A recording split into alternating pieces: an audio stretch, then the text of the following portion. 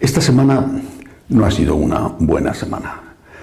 Ha habido muchas noticias malas. La primera, el asesinato de un sacerdote a cuchilladas en Italia.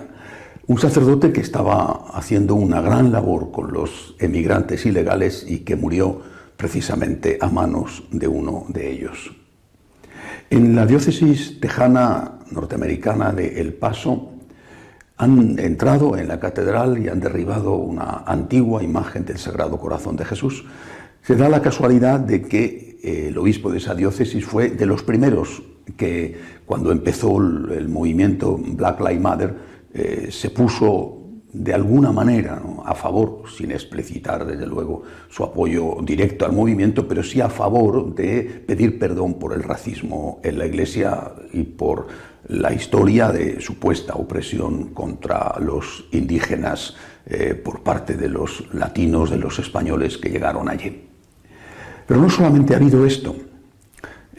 48 parlamentarios europeos han firmado una carta pidiendo que la libertad de opinión, la libertad religiosa, las dos cosas, estén supeditadas a aceptar el aborto y la ideología de género. Nadie, según ellos, debe de poder opinar en contra del aborto y de la ideología de género, que se convierten así en superderechos que están por encima de todos los demás. Y en España, por ejemplo, mientras el gobierno avanza en la aprobación de una terrible ley de eutanasia, anuncia que posiblemente será, todavía no está segura la decisión, será derribada la gran cruz del monasterio benedictino del Valle de los Caídos, porque el cementerio que se aloja se convertirá en un cementerio civil y posiblemente, repito, los benedictinos serán expulsados de su monasterio.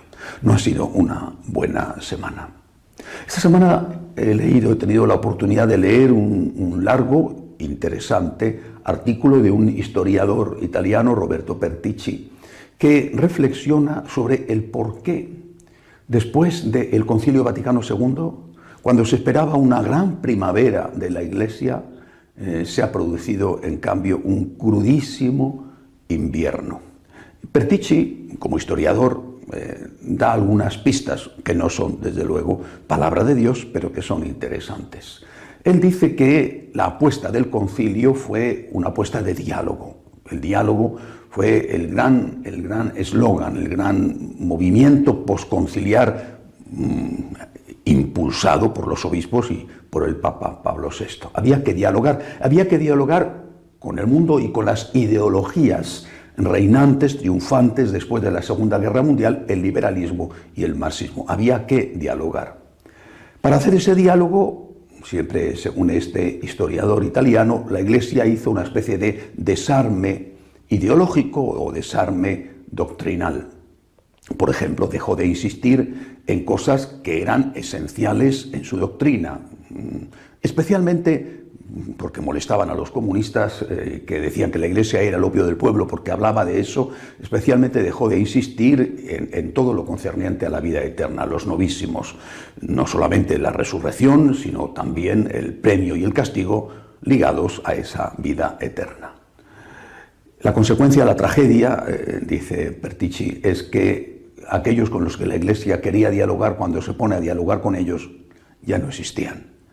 Las fuerzas de la posguerra, las fuerzas ideológicas, habían evolucionado y habían dado lugar a otra cosa, que es lo que se llama la posmodernidad. Y la posmodernidad tenía una característica esencial que la diferenciaba de las dos ideologías anteriores, el liberalismo y el marxismo.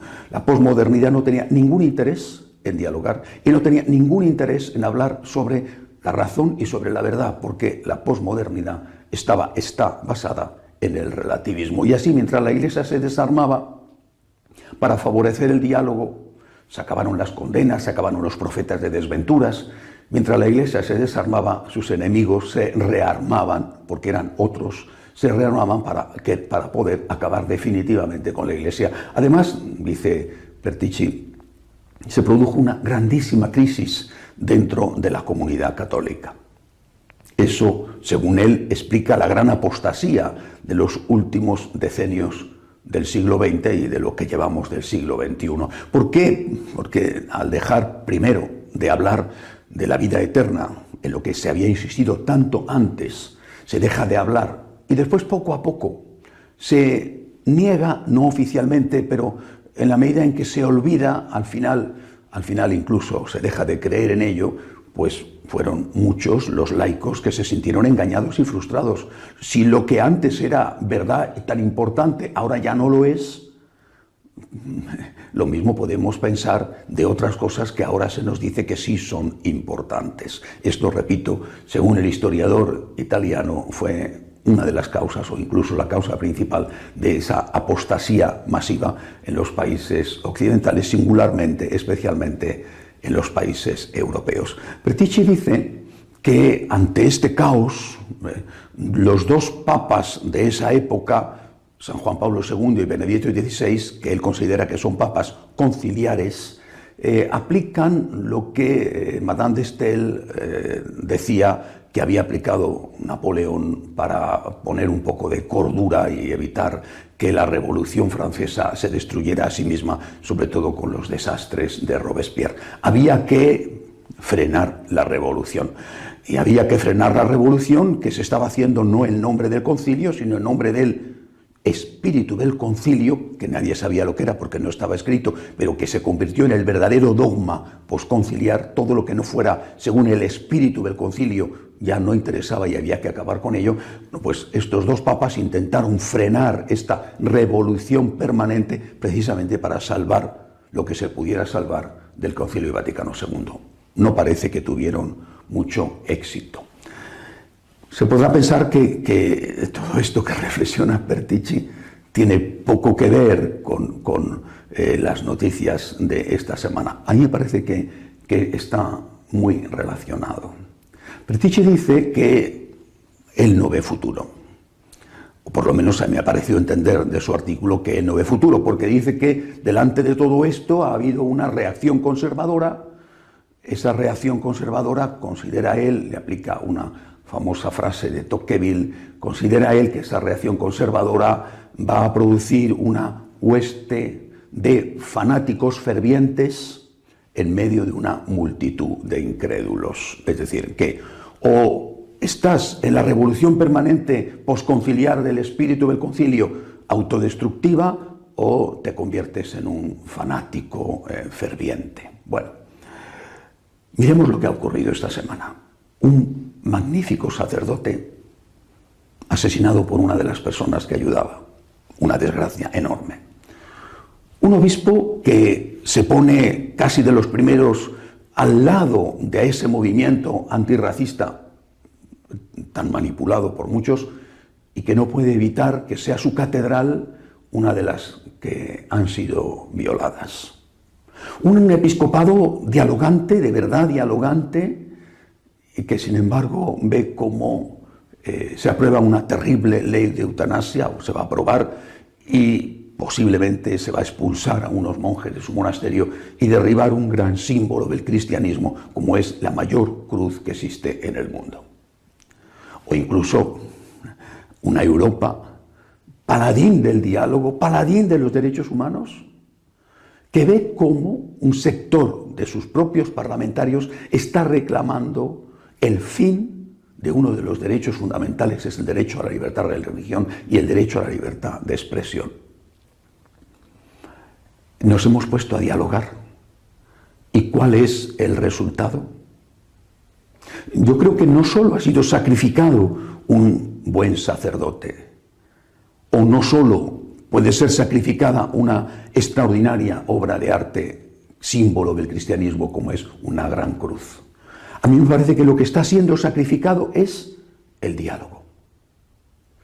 El diálogo está siendo sacrificado porque por un lado algunos creyeron ingenuamente que desamortizándose, es decir, quitando todo aquello de sus planteamientos, ocultándolo en un primer momento, no hablando de ello, poniéndolo en el desván, sus enemigos iban a dejar de ser sus enemigos. Y por otro lado, esos enemigos que ya habían cambiado, consideraron esta actitud dialogante como un signo de debilidad y pensaron que era el momento de acabar con su viejo y tradicional enemigo. El diálogo, lo digo sinceramente, el diálogo creo que es necesario. Pero el diálogo no es un fin en sí mismo, es un medio. No podemos decir, vamos a dialogar en un sistema permanente de diálogo, aunque estén saqueando nuestra casa mientras tanto. El diálogo con los terroristas, por ejemplo, en España, entre otros sitios, no era posible y no fue posible mientras los terroristas tuvieran puesta encima de la mesa la pistola. El diálogo tiene que tener condiciones.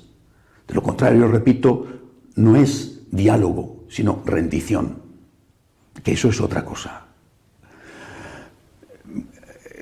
Nos podrán decir que somos unos fanáticos si no aceptamos ese diálogo incondicional, ese diálogo rendición que calla con todo, pase lo que pase. Si no aceptamos eso, nos podrán decir que somos unos fanáticos. Lo dijeron de los mártires, sí. Era lo que decían de aquellos primeros cristianos. Aquellos morían bajo las zarpas y las fauces de los leones. Hoy nos dicen lo mismo. Si no tragas por todo lo que es políticamente correcto, eres un fanático. Y lo dicen los nuevos leones, los medios de comunicación al servicio del poder establecido, al servicio de eso políticamente correcto. Pero no hay que olvidar que aquellos mártires, que no solamente morían, sino que eran denigrados e insultados como poco dialogantes, aunque no creo que el término se utilizara entonces, aquellos mártires que no quisieron echar el incienso en la estatua del emperador, es decir, que no quisieron aceptar aquello que era entonces lo políticamente correcto, aquellos mártires fueron los que vencieron. Diálogo sí, pero con condiciones. Rendición, aceptar todo, sea lo que sea, con la boca callada, no. Aunque nos llamen fanáticos y aunque nos echen a las nuevas fieras de los nuevos circos. Hasta la semana que viene, si Dios quiere.